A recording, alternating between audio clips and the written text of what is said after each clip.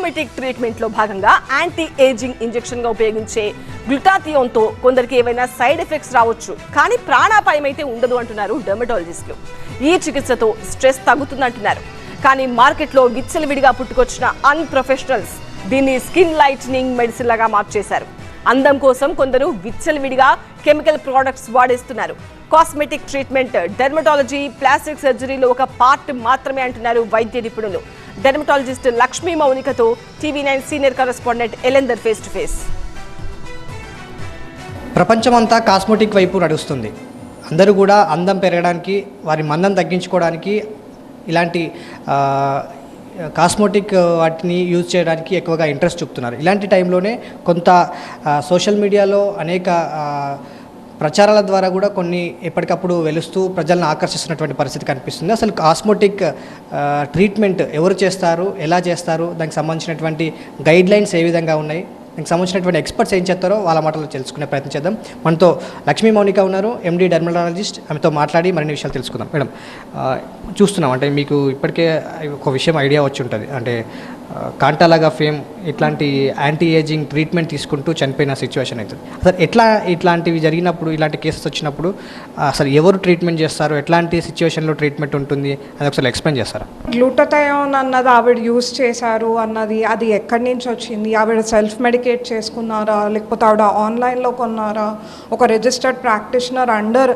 Guide లైన్స్లో తీసుకున్నారా, ఇలాంటివి ఏవిటికి మనకు ఎవిడెన్స్ లేదు. కాబట్టి డైరెక్ట్గా మనం ఒక యాంటీ ఏజింగ్ ట్రీట్మెంట్ అన్న ఒక సెక్టార్ మీద ఆర్ వెల్నెస్ అన్న ఒక కంప్లీట్ సెక్టార్ మీద మనం డిఫేమ్ చేయడం అన్నది అయితే కరెక్ట్ కాదండి. And coming to who can practice cosmetology అన్నది, అసలు కాస్మెటాలజీ అన్నది ఒక సపరేట్ సబ్జెక్ట్ కాదు. It comes under dermatology or plastic surgeons. మా సబ్జెక్ట్ మొత్తంలో ఒక చిన్న sub subject is cosmetology. Dermatology or కాస్మెటాలజీలో ఏమవుతుంది అంటే మనకు బ్యాక్గ్రౌండ్లో చాలా మెడికల్ ఇంటర్నల్ డిజీజెస్ ఉంటాయి. ఆ డిజీజెస్ ఉన్నప్పుడు మన స్కిన్ ఫస్ట్ సైన్ చూపిస్తుంది అనమాట.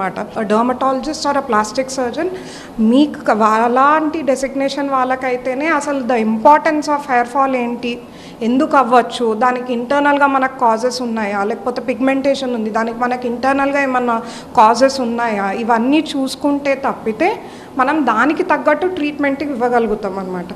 అదే మీరు ర్యాండమ్గా కొన్ని మనం యూట్యూబ్లో కానీ ఇన్స్టాగ్రామ్లో కానీ లేకపోతే బయట వేరే other clinics where registered professionals are not there, వాటికి వెళ్తే ఏంటి అంటే మీకు అసలు వెనకాల సైన్స్ ఏంటి అన్నది తెలీదు, ఎవిడెన్స్ బేస్డ్ మెడిసిన్ అన్నది తెలీదు. హెయిర్ ఫాల్ వస్తుందా, పిఆర్పి చేసుకుందాం, పింపుల్స్ ఉన్నాయా ఇది రాసుకోండి, అంతవరకే తెలుస్తుంది. కానీ అసలు మనకు రూట్ కాజ్ ఏంటి అన్నది తెలిస్తే తప్పితే మనం కరెక్ట్గా ట్రీట్మెంట్ అన్నది ఇవ్వలేము.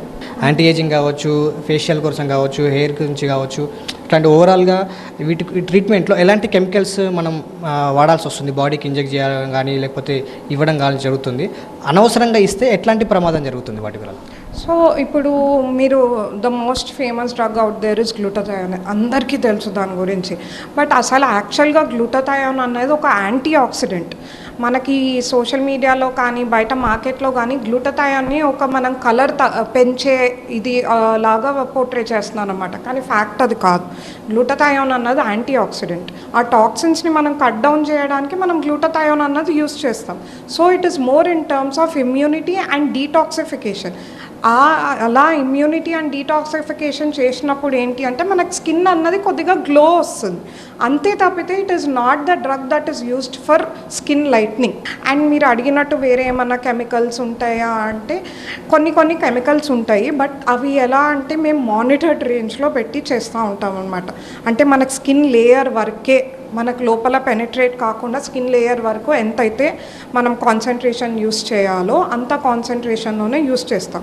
ఒక ఎఫ్డిఏ అప్రూవల్ ఉండాలి ఒక డ్రగ్ మేము ఇవ్వాలంటే, ఒక సిడిఎస్ఓ అప్రూవల్ ఉండాలి ఇవ్వాలంటే. అలా మేము డిఫరెంట్ కంట్రీస్ అప్రూవల్ చూసి దాని వెనకాల ఎంత స్టడీస్ ఉన్నాయి, అది ఎంత దానికి సైడ్ ఎఫెక్ట్స్ ఉన్నాయి, ఎంత పాజిటివ్ ఎఫెక్ట్స్ ఉన్నాయి. ఒకవేళ 2 సైడ్ ఎఫెక్ట్స్ పాజిటివ్ ఎఫెక్ట్స్ ఉంటే మనం పేషెంట్కి రిస్క్ ఓవర్ బెనిఫిట్ రేషియో అని అంటాం. అంటే బెనిఫిట్ ఎక్కువ వస్తుందా, దానివల్ల రిస్క్ ఎక్కువ వస్తుందా, దాన్ని బట్టి జడ్జ్ చేసి మేము ఒక పేషెంట్కి ఒక పర్టికులర్ మెడిసిన్ అన్నది ప్రిస్క్రైబ్ చేస్తాం. If somebody is telling you 100% result ఇస్తాము, సింగిల్ సెషన్లో అయిపోతుంది, పర్మనెంట్గా మీరు చనిపోయే వరకు డెఫినెట్గా రిజల్ట్ ఉంటుంది, ఫస్ట్ థింగ్ వాళ్ళని నమ్మకండి, బయటకు వచ్చేయండి. అలా చెప్పిన వాళ్ళకి అసలు మెడిసిన్ అంటే ఏంటో తెలీదు, రీసెర్చ్ బేస్డ్ అంటే ఏంటో తెలియదు, అండ్ డెఫినెట్గా వాళ్ళ డాక్టర్స్ అయితే కాదు. వీడియో జర్నలిస్ట్ శ్రీనివాస్తో ఎల్ఎందర్ రెడ్డి, టీవీ 9 హైదరాబాద్.